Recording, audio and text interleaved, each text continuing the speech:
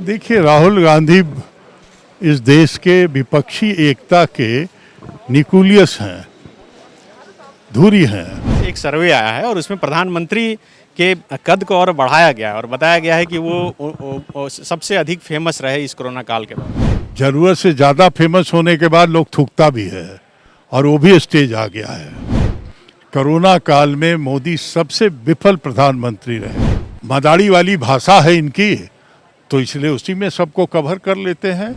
क्यों 12वां मंत्री नहीं बना है, वो तो जो कांग्रेस पार्टी दिल्ली से चलाते हैं हाकिम लोग, वही बता पाएंगे। हम लोग को तो बहुत ज़्यादा उसकी जानकारी है नहीं।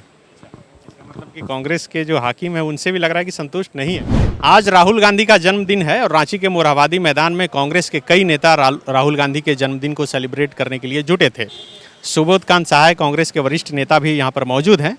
इनसे तमाम मसलों पर बात करेंगे। सर, आज जन्मदिन है और सफाई कर्मियों के बीच राशन का वितरण किया गया। राहुल गांधी को लेकर अभी हाल ही में प्रशांत किशोर ने एक बहुत बड़ी टिप्पणी की है। इससे पहले उन्होंने बंगाल में कहा था कि बीजेपी 100 से ऊपर भी नहीं जाएगी और लगभग सही भी हुआ। अब उन्होंने कहा है, तो क्या सचमुच में लगता है कि 2024 में राहुल गांधी प्रधानमंत्री बनेंगे? देखिए, राहुल गांधी इस देश के विपक्षी एकता के न्यूक्लियस हैं, धुरी हैं। और मैं समझता हूं कि मोदी को हटाना जो है वो राहुल गांधी का संकल्प है।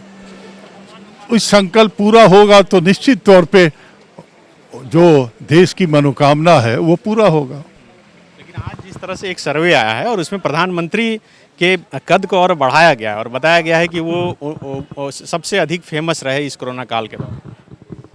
क्योंकि सुबह दोपहर शाम वही छाए रहे तो फेमस तो रहेंगे ही, लेकिन जरूरत से ज़्यादा फेमस होने के बाद लोग थूकता भी है और वो भी स्टेज आ गया है।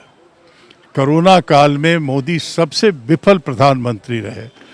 जो घटना के पूर्वाभास के आधार पे कोई तैयारी नहीं किया, इस देश में लोग ऑक्सीजन के बिना छटपटा के मर गए, राहत के बिना मर गए। और जब सब गुजर जाता है तब इनको होश आता है। यही फर्क है मोदी के काम करने में, क्योंकि इनको तकलीफ में कोई किसी दूसरे के तकलीफ को एंजॉय करते हैं। बेसिकली ये चरित्र है इनका। और मदारी वाली भाषा है इनकी, तो इसलिए उसी में सबको कवर कर लेते हैं।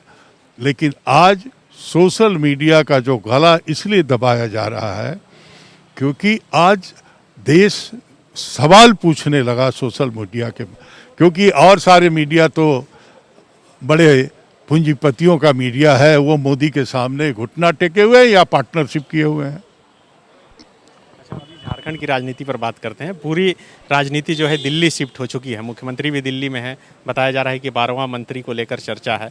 आपको क्या लगता है कि कांग्रेस का ज़्यादा मजबूत दाव बनता है कि कांग्रेस के?